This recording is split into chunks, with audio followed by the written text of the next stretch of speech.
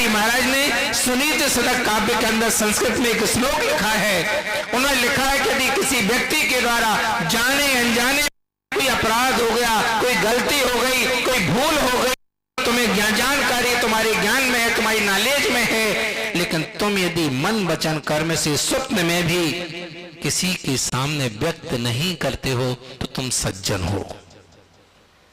सज्जन की परिभाषा है कि दूसरों की बुराई अवगुणों को देख ले, अपराध को जान ले, उसके बाद भी न मन से भीतर कुलबुली न लगे। कब कह दूं, दूसरों के कान में मंत्र फूंकाऊं, दूसरों को सुना दूं, उसके बारे में कह दूं, ये भाव भी मन में भी नहीं आना चाहिए।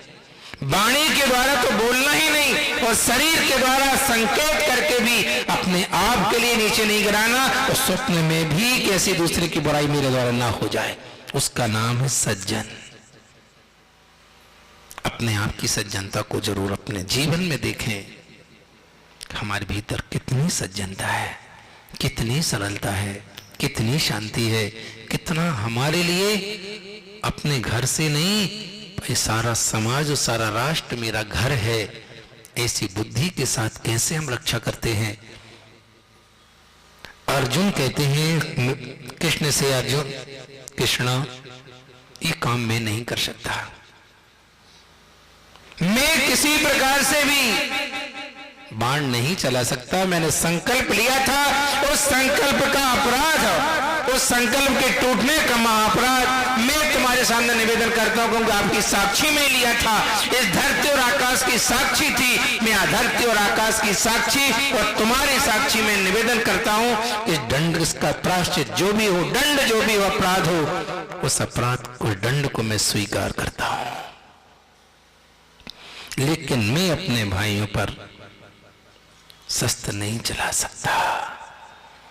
बंधु जब संकल्प लेते हैं तो मात गुरु नहीं होते सामने, सारी धरती हमारे सामने होती है, सारा आकाश हमारे सामने होता है, हमारे सामने होता है, प्राणी मात उसमें उपस्थित रहते हैं, पंच परमेष्ठी की साक्षी और आत्म साक्षी होती है। इसलिए जब भी कोई नियम व्रत लिया जाता है तो उसको प्राण देकर के सबकी साक्षी में निभाया जाता है, और यदि गड़बड़ किया जाता है तो सबके ऊपर आप अपने अपराध को लादते हुए सबके अविश्वास के पात्र आप बन जाते हैं।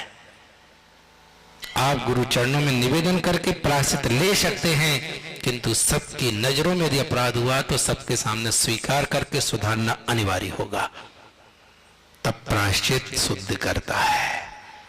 जिसने अपराध किया उसकी भी शुद्धि होती है, जिसने देखा सुना उसके चित्त की भी शुद्धि होती है। उसका नाम है प्रायश्चित्तः लोकः, अर्थात लोक के मन में, समाज के मन में जो तुम्हारे प्रति चित्त उनका विकृत है, तुम्हारे प्रति जो अश्रद्धा चुकी है, उस अश्रद्धा को धोना हमारा कर्तव्य है। इसलिए अपने आप के लिए सबके सामने यदि जानकारी हो चुकी, लोक में ख्यात हो गया, तो सबके सामने जाहिर कीजिए मैंने अपराध किया, मैं गुरु चरणों में निवेदन करके अपने अपराध से शुद्ध होना चाहता हूं। तब कहीं प्रायश्चित हमें शुद्ध करता है, लोगों की भावनाओं को पवित्र करता है। अर्जुन ने कृष्ण से क्षमा की और अपनी भूल को स्वीकार किया। कृष्ण ने हंस करके कहा, अर्जुन घबराओ मत, एक रास्ता अभी भी है। बंद कर दूं, समय हो गया हो तो रास्ता दिखाऊं?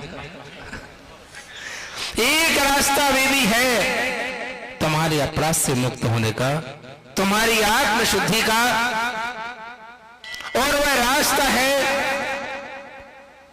कि जिसने तुम्हारी निंदा की है, तुम्हारे धनुष की निंदा की है, तुम उसकी निंदा कर दो। अर्जुन कहते हैं कृष्ण, निंदा करने से अपराध तो नहीं छूट सकता, दूसरों के प्रति निंदनीय भाव लाने से मैं प्रशंसनीय तो नहीं हो सकता, दूसरे को अपराधी कह के, दूसरों को हीन कह के मैं अपने आप को श्रेष्ठ घोषित तो नहीं कर सकता। इसलिए तुमने जो कहा कि निंदा कर दो तो तुम्हारा अपराध ठीक हो जाएगा। कृष्ण ये बात समझ में तो नहीं आई। बंधु ध्यान रखना, तुम निंदा करने मत बैठ जाना। आपने तो कहा महाराज, इसलिए पूरा सुनना ध्यान से। कृष्ण कहते हैं निंदा करने का अर्थ है, क्योंकि जिसकी निंदा की जाती है, जिसका अपवाद होता है, जिसके लोग बुराई करते हैं, वह व्यक्ति इस लोक में जीने के लायक नहीं बचता है। वह जी करके भी जी नहीं पाता है, सम्मान नहीं पाता है, अपना जीवन नहीं उठा पाता है। इसलिए कभी किसी की निंदा नहीं करना, उसका नाम है उपगूहन अंग। तुम ये दूसरे को अंगुली दिखाते हो ना, ये 3 अंगुली अपनी ओर आती हैं कि तुम दूसरे में कह रहे अवगुणी है, तुम तो तिगने अवगुणी हो। तुम कह रहे अपराधी है, तुम 3 गुने अपराधी हो। एक को देख रहे, 3 को देखो। 3 उंगली हमें संकेत करती हैं कि मैं मन वचन कर्म तीनों से 9 कोटि पूर्वक अपराधी हूं। मैं अपने आप के अपराध को स्वीकार कर लूं। कृष्ण ने अर्जुन से कह दिया कि दूसरे की निंदा करना यानी मारना है, अब बात करना यानी मृत्यु शैया पर लिटा करके उसको अंतिम संस्कार कर देना है। इसलिए कभी किसी की कोई भी बात बाहर नहीं करना। कभी किसी के संकेत और साकार को, मंत्र को जान लिया है, गुप्त बात को पहचान लिया है, तुम उसके हितैषी बनकर के मानवता का संदेश देना और जाकर के एकांत में बड़े प्रेम से, जैसे बेटे को समझाते हो, बेटी को समझाते हो, अकेले में घर में किसी को नहीं बताते हो, कमरा बंद करके बैठते हो और उससे पूछते हो बताओ क्या हुआ, कैसे हुआ, तुमने क्या किया। और कोई भी व्यक्ति कैसा भी तुम्हारा विश्वास का पात्र हो, सीधा स्वीकार सरलता से नहीं करता। चाहे तुम्हारा निजी अपना बेटा भी क्यों ना हो, कोई भी अपने अपराध को इतनी सरलता से हाँ नहीं कहता। कर ली यदि तो अपराध करे ही काहे को, उसको नीचे देखना ही क्यों पड़े, दूसरों की निगाहों में प्रकार से हीन क्यों बनना पड़े, अपराध करने के लिए अपने जीवन के लिए क्यों डाले। अपराध बंधु हम बड़ी सरलता से करते हैं और ऐसी ईमानदारी से करते हैं, ऐसी ईमानदारी से करते हैं किसी को नहीं बताते, इतनी ईमानदारी रहती है। किंतु वह ईमानदारी नहीं है, वो खुद के साथ और खुद के परिवार के साथ बहुत बड़ी बेईमानी है, विश्वासघात है, पतन है। इसलिए कभी किसी प्रकार से भी, जैसे आप अपने घर के अपने बच्चों को संभालते हैं, वो आराम से नहीं बताते, फिर आप क्या करते हैं, छोड़ देते हो। क्यों भाई छोड़ देते क्या, अरे हाँ ना तो करो, नहीं छोड़ते हुए क्या करते आप, क्या करते हो, तेज होते हैं, हार्ड वर्ड निकलते हैं, कठोर शब्द आते हैं।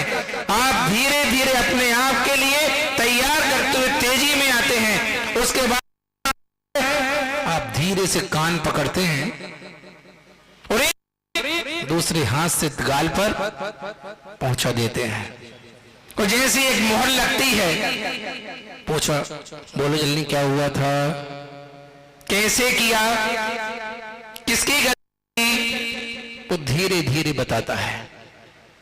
आप उसके ऊपर और जोर डालते हैं, डालना ही चाहिए यदि वास्तव में अपने कुल को, अपने आप को और अपने धर्म को और अपने समाज के साथ गौरवान्वित होकर जीना चाहते हो। हर माता पिता को आंख खोल करके अपनी संतान को सदा काल निगाह रख के देखना चाहिए। आते जाते व्यक्ति के पैर बताते हैं कि कहां गया था, कहां से आया, क्या करता है। आप अनजान नहीं है, सब जानते हैं। इसलिए अपने आप के घर को सुरक्षित रखते हुए, संस्कारों के लिए जीवित रखते हुए, आप अपने आप की वास्तव में चाहते हो कि सम्मान से जिए, तो सम्मान जिनसे मिलता है उन संतान को भी सम्मान से जीना सिखाएं। आज यदि दशरथ का नाम है तो मर्यादा पुरुषोत्तम नाम के कारण से ध्यान रखना। यार यदि मां कौशल्या को सम्मान कोई देता है तो उसका कारण राम। प्रत्येक माता पिता को अपनी संतान को राम की तरह तैयार करना चाहिए, जनक की तरह अपनी बेटियों को सीता बना करके सुरक्षित करना चाहिए। यदि नहीं कर सकते हैं तो आप वास्तव में सबसे बड़े अपराधी हैं, उस कुल के, उस समाज के, उस धर्म के, उस देश के, जो तुम्हें माफ कभी नहीं करेगा। ये ध्यान सबके हृदय में रखना। आपकी संतान अच्छा काम करती है तो सम्मान भी आपको ही दिलाती है, और बुरा करती है तो अपमान और बदनामी भी आपकी ही होती है।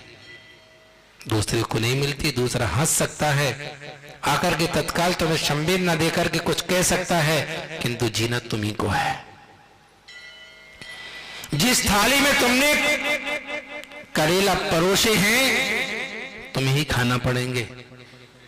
जो अपनी थाली को दूसरे की ओर सरका देता है उससे थाली सरक सकती है, किंतु सत्य नहीं सरक सकता, समय नहीं सरक सकता, व्यवहार नहीं सरक सकता। ये बात अपने जेहन में और अपनी आत्मा में अंतिम श्वास तक रखना। और जो संतान अपने माता पिता की मान मर्यादा नहीं रखते हैं उनका जीवन वास्तव में जीवन होने के बाद भी जीवंतता का कारण नहीं है। जो अपने और अपने कुल की रक्षा ना कर सका क्या कर सकता है।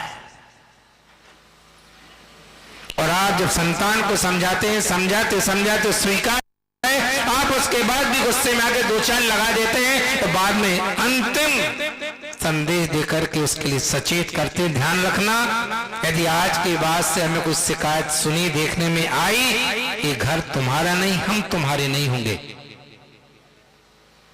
इतना कड़क होना ही चाहिए। आवाज सरलता का भी वक्त है, सरल होकर के जीना चाहिए, किंतु संतान को भविष्य की उज्ज्वलता के लिए कड़क होकर के भी जीना चाहिए। ये बात उपगुहन अंग की तरह जैसे घर को संभाला है, बच्चों को संभाला है, वैसे धर्म धर्मात्म धर्मात्मा को संभालें। और मोक्ष मार्ग पर चलने वाले प्रत्येक त्यागी वृत्ति के प्रति जहां हम श्रद्धा से माथा झुकाते हैं उनको भी अपनत्व देकर के संभालें, उनकी भी चर्या का पालन करवाते उनको संभालें, उनके स्वास्थ्य में रख करके संभालें, और उनके मन के लिए अच्छी तरह से पवित्र साधन धर्मायतनों की वंदना और गुरुओं के उपदेश शिक्षा के द्वारा संभालें, जिससे कि सबका जीवन पावन हो। समय आपका हुआ। बोलो श्री महावीर भगवान की